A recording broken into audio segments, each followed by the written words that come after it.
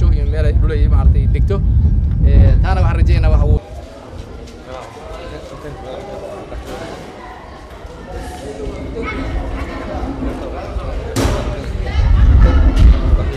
taanki cuntadii iyo wixii oo dhan waa ka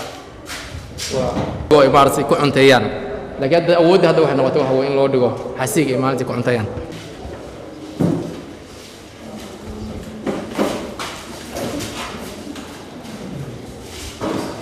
hadba wixii dadkii muxsiniinta nooci doona ba ahaadeen wixii loo keeno ayaa loo dhigaa meeshaan loo kariyaa dadkaasana waxa way u maamulo ama muxsiniinta u haysa marka saasay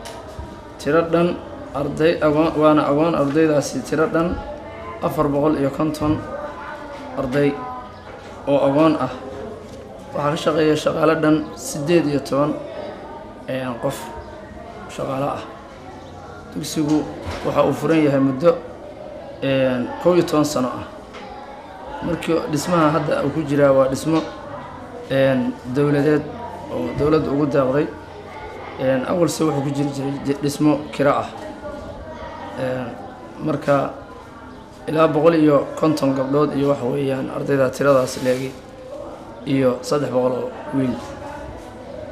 marka waa insha Allah saas mashquula hooyada lagu darmaayo maxay taa lagu darmaayo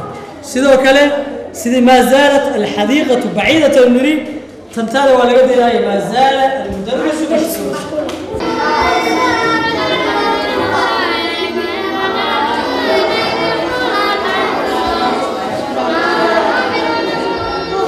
daadiis waxaan ku qiyaasi karaa 4 sano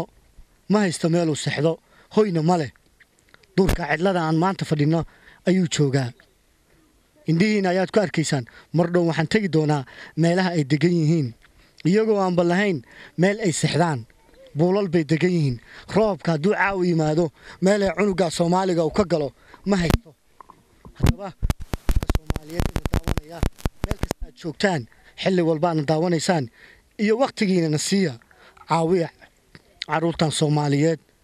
uniform ma qabaan waa u jeedin dharna ma qabaan waalidkood qaarkood waaba dhintay xoolahay haystayna wayba ka baabeen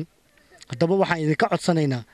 inaad awoodiina iyo waxa aad haysaan aad isku geentaan oo aad siisaan caruurtan Soomaaliyeed haddaa rabtid in aad caruurtan wax u qabato ama aad doonaysid in aad wax siiso waxaad la soo xiriiri kartaa TV-ga caruurtan Soomaaliyeed meel cidlaa oo qorraxdu aad iyo aad u kulushahay ayay joogaan saacadu haddu waa 11 subaxnimo ma taagnaan karno dhidid baa naga socda bal ka waran qof aan haysan hoy u saxdo meel uu ku harsado sidee baad u arki kartiin haddaba please waydin baryaynaa caruurtan caawi haddaad ku caawido $1 lacag fiican bay u noqonaysaa wixii awoodaada u caawin cunugaaga jooga Mareykan iyo kan Yurub jooga iyo kan meel kasta jooga waa la mid wiilkan yarka ila fadhiya ee maanta ila jooga waa wiil Soomaaliyeed waa wiil ku nool wadankii Soomaaliya hadaa waxa awoodo wax allaale waxa awoodo bal wax ka sii awoodaada oo Ilaahay ku siiyay waa Somali Show TV Sakariya Aadan Saka Xaaji Qardho